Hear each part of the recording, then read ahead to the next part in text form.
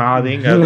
First నువ్వేం చెప్పినావు auto డ్రైవర్కి, అన్న 140 ఇస్తాము, అక్కడికి వచ్చిన తర్వాత కద్దుకా ఖీర్, తర్వాత ఇంకోటి ఏదో డబల్ కా మీటా మొత్తం లోపల ఉంటాయి, నువ్వు మాతో పాటు వచ్చి భోజనం చేయని చెప్పి చేసినావు నువ్వు. ఆ రోజు అనిపించింది వాటే విజనరీ, అంటే ఇది వెళ్ళాలంటే ఎక్కడికైనా వెళ్ళిపోతాడు, ఏదో ఒకటి చేసి వెళ్ళిపోతాడు అని. అది నాకు ఫస్ట్ అనుదీప్ అంటే గుర్తొచ్చే మ్యాటర్లో అది కూడా ఒకటి.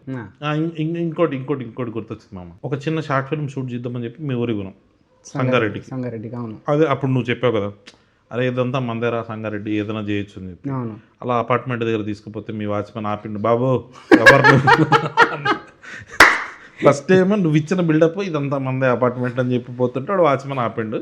అప్పుడు పలానా సార్ వాళ్ళ కొడుకు అని మీ తమ్ముడు వచ్చి చెప్తే తప్ప వాడు లోపల పంపలే.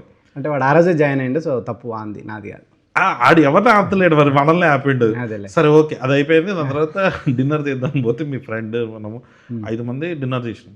కానీ నాకు లైఫ్లో ఫస్ట్ టైం అమ్మ నేను చూడ్డాం సంగారెడ్డి దాబాలోనే జరుగుతుందా ఇది అని. ఇప్పుడు 20 రూపాయలు ఇడ్లీ, 100 రూపాయలు బిర్యానీ అంటే దానికి బేరం ఎవడు ఆడు. కానీ నువ్వు ఆడినావు మామ ఆ రోజు. అంటే యాక్చువల్లీ 2 బిర్యానీలు, ఒక ఫ్రైడ్ రైస్ ఇట్లాంటి ఏదో తీసుకున్నాము, మొత్తం కలిపి 850 రూపాయలు అయితే నువ్వు చూడన్నా 650 రూపాయలు కంటే నేను షాక్. ఫస్ట్ ఏమో మాట్లాడుతున్నావు అని, ఇస్తాడు ఉండండి, వాడు 650 కాదన్నా 700 అంటే అప్పుడు నువ్వు ఏం చేసినావు, ఓకేరా 700 అని చెప్పి 5 మందికి ఛాయ్ ఇచ్చేసాను. ఛాయ్ 15 రూపాయలు, ఛాయ్ 15 రూపాయలు. సో 75 రూపాయలు వాడికి బొక్క పెట్టించినావు నువ్వు. ఏదా నిజంగానే అంటే ఇది మన ఇద్దరం అప్పట్లో అట్లా ఉండేటోళ్ళం. మన ఇద్దరు ఫస్ట్ టైం చూసాను. సో అది ఒకటి గుర్తొచ్చింది.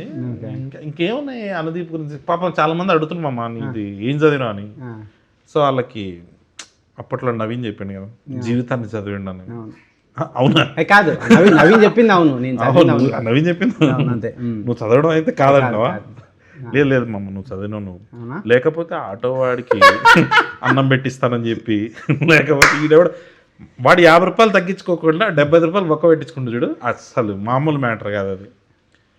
మా ఫస్ట్ టైం డైరెక్టర్గా పిట్టగోడ సినిమా రిలీజ్, తర్వాత జాతరత్నం రిలీజ్. ఫస్ట్ పిట్టగోడ ఎక్స్పీరియన్స్ చెప్పు.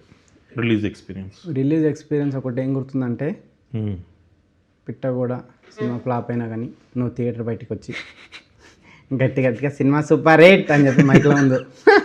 ఆ వీడియో దొరకదు యూట్యూబ్లో, అట్లా మేనేజ్ చేసి ఆ వీడియో దొరికితే బాగుంటుంది. కానీ నాకు మస్తు నచ్చింది మామ నాకు సినిమా. లేదు మామ, అంటే మన బ్యాచ్లో ఒక డైరెక్టర్ అయ్యిండు, ఆడి సినిమా ఫినిష్ చేసి కానీ ఫస్ట్ మంచిగా అనిపించింది. కానీ జనాలకు అసలు దొరకదు తెలుసా మామ అది. ఏమో అంటే పెట్టకూడదు, చాలా మంది అడుగుతారు. మస్తు బాగా అనిపిస్తుంది. అంటే జనరల్గా అసలు ఫీల్ అయినావా, ఫ్రెండ్ ఒకటి పాపం సినిమా తీసిండు ఫ్లాప్ అయిందన్న ఫీలింగ్ ఉందా నీకు? నేనే ఎక్కువ ఫీల్ అయినా మామ, నువ్వే సిగ్గు లేకుండా తిరుగుతుంది. గుర్తుంది మామ, నువ్వు మెసేజ్ చేసినావు నాకు 2-3 డేస్ తర్వాత, నా ఫోన్ స్విచ్ ఆఫ్ ఉంటే నువ్వు ఫోన్ చేసి ఎందుకు ఫోన్ కలుస్తలేదు అని కానీ యాక్చువల్గా నువ్వు భయపడ్డావు, వీడేంది ఫోన్ స్విచ్ ఆఫ్ చేసుకున్నాడని. బట్ నేను క్యాజువల్గానే చేసుకున్నా అని తర్వాత తెలిసి ఇంకా బాధపడ్డావు. అప్పుడు ఇంకెక్కువ బాధపడ్డా, వేరే రకంగా బాధపడ్డావు. కానీ ఫోన్ మెసేజ్ అంటే నాకు అది గుర్తొస్తుంది అమ్మ. అదే నువ్వు మా డాడీ నెంబర్ తీసుకొని ఆయనకి ఫోన్ చేసి ఉట్టుటినే, ఎందుకు అంకుల్ అట్లా ఒక్కగానొక్క కొడుకు వాడిని ఎందుకు అట్లా వదిలేసారు మీరు అని ఇండస్ట్రీ నుంచి పంపించేసి పెళ్లి చేసి ఒక్కగానొక్క వారసుడు, వాడో వారసుడిని కనాలి, మాదో రాయల వంశం లాగా నువ్వు అట్లాంటి అన్నీ చేస్తూ ఉంటావు కదా, అట్లా ఎందుకు అట్లా అంటే ఫ్రెండ్స్ తోటి వాళ్ళ ఫ్యామిలీలో ఇలా చిచ్చు పెడితే నీకేమొస్తుంది? చిచ్చే మామ, అది ఒక ఫ్రెండ్ మంచి కోరుకోవడం చిచ్చ అయితే నేను పెట్టింది చిచ్చే. మీ డాడీని సంతోషంగా ఉంచాలనుకోవడం చిచ్చ అయితే నేను పెట్టింది చిచ్చే. ఇంకట్లా ఇట్లాంటి ఇంకోటి రెండు చెప్పు. నేనంది వాళ్ళ ఓకే, నువ్వు పెళ్లి చేసుకొని సంతోషంగా ఉండాలని, నువ్వు పెళ్లి చేసుకొని పిల్ల బావదని సంతోషంగా ఉండాలనుకోవడం చిచ్చ అయితే నేను పెట్టింది చిచ్చే. అది ఇప్పుడు నేను ఇట్లా చెప్తా, చిచ్చని అందరూ అనాలి, ఓకేనా? కళ్యాణ్ జీవితం బాగుండాలి అనుకోవడము చిచ్చ అయితే నేను పెట్టింది చిచ్చే.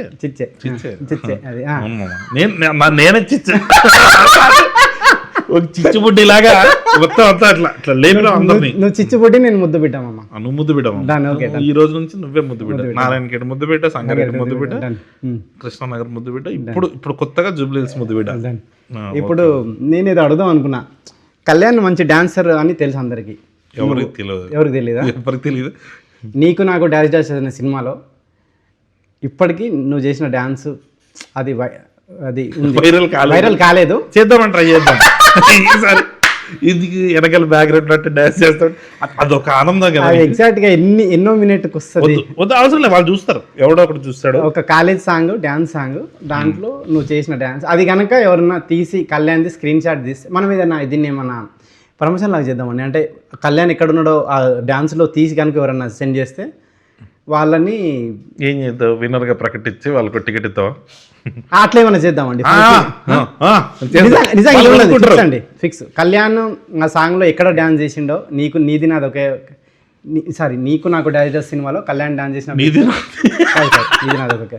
నీకు నాకు డాన్స్ డాన్స్ సినిమాలో కళ్యాణ్ ఎక్కడైతే చేసిండో డ్యాన్స్ ఆ బిట్ కనుక తీసి పంపితే వాళ్ళకి ఫంకీ టికెట్స్. Yeah fix. మరి పెళ్లి సంగతి ఏంటి? ఏమో అంటే మా అందరినీ లైఫ్లో సెటిల్ చేయడం చిచ్చే అయితే ఇప్పుడు నీ లైఫ్ కూడా చిచ్చేనా? చిచ్చేనా అది? చెప్పు. చిచ్చి పెడుతున్నా, నేను కూడా చిచ్చి పెడుతున్నా. ఏంది మరి సంగతి? పెళ్ళా అది అంటే ఈ మధ్య సింగిల్స్ అంతా నీ మీమ్స్ కట్ చేసుకుంటున్నారు వాళ్ళు. ఏమని? How to avoid marriage topic అని నవ్వేసి అట్లా అవాయిడ్ చేసేస్తుంటాట. పెళ్ళి నీకు ఒక బుక్ రాస్తున్నావు అమ్మ, దాంట్లో తెలుస్తుంది డీటెయిల్. ఇదే చెప్పారు కదా సార్, 3 సార్లు చెప్పావు. పెళ్ళి అది చాలా పెద్ద టాపిక్, తర్వాత మాడదాం, ఇలా అవాయిడ్ చేయాలి అని చెప్పేసి నీ గురించి చేసుకొని. మీ డాడీ హ్యాపీగా ఉన్నాడా లేదు ఇప్పటికైనా? ఇంకా అట్లనే డాడీని బాధపడుతున్నావా? నేనా? తల్లిదండ్రులను బాధపెట్టి నువ్వేం సాధిద్దాం అనుకుంటున్నావు? అంటే అప్పుడు నీకు గిల్టీ ఫీలింగ్ ఉండేది కదా, తల్లిదండ్రులు ఎందుకు నేను ఇట్లా మా డాడీని బాధ పెడుతున్నా అని. అంటే మీ డాడీ నా దగ్గరికి వచ్చి ఏడ్చేటప్పుడు అనవసరంగా బాధ పెడుతున్నా, వెళ్ళి జాబ్. నేను సీరియస్గా అడుగుతున్నాను, నవ్వే టాపిక్ కాదు. అవుతున్నావు కానీ నువ్వు కాదు. మీ డాడీ వచ్చి అప్పుడు నా దగ్గర మా కొడుకుని చూసుకో బాబు అని చెప్పినప్పుడు, చూసుకోకుండా నువ్వు వెళ్ళిపోయినప్పుడు నువ్వేం బాధపడాలి? కరెక్టే, మా డాడీ బాధపడుతుండు. మీ డాడీ గవర్నమెంట్ టీచర్ కదా. గవర్నమెంట్ టీచర్, డాడీ గవర్నమెంట్ టీచరే కానీ బాధపడ్డారు కదా. మా డాడీ బాధపడలే. విశ్వనాథ్ గారు ప్లీజ్ మీరు ఇప్పుడు మాట్లాడాలి. మీ డాడీ గజెటెడ్ హెడ్ మాస్టర్ కదా, అంటే గ్రీన్ పెన్ మీ డాడీది ఉంది. గ్రీన్ పెన్ ఎంత బాధపడి ఉంటాడు మామ లోపల. ఎవరెవరో బ్లాక్ పెన్ వాడుతున్నారు. అది నీకు ప్రతిదీ నీకు కామెడీ. నాకే లేదు కామెడీ. నేను చెప్పేది ఏంటి, ఎవరెవరు వచ్చి మీ డాడీ దగ్గర సంతకాలు చేయించుకుంటారు. సార్ నాకు సంతకం పెట్టున్నాను. గ్రీన్ కూడా చేయించుకున్నాం ఒకసారి. నేను కూడా చేయించుకున్నాను అంటుంది కాబట్టి. అంటే పాప ఎవరెవడో వచ్చి సంతకాలు పెట్టించుకుపోతుంటారా, నువ్వేంది ఇట్లా అయినా అంటే నేను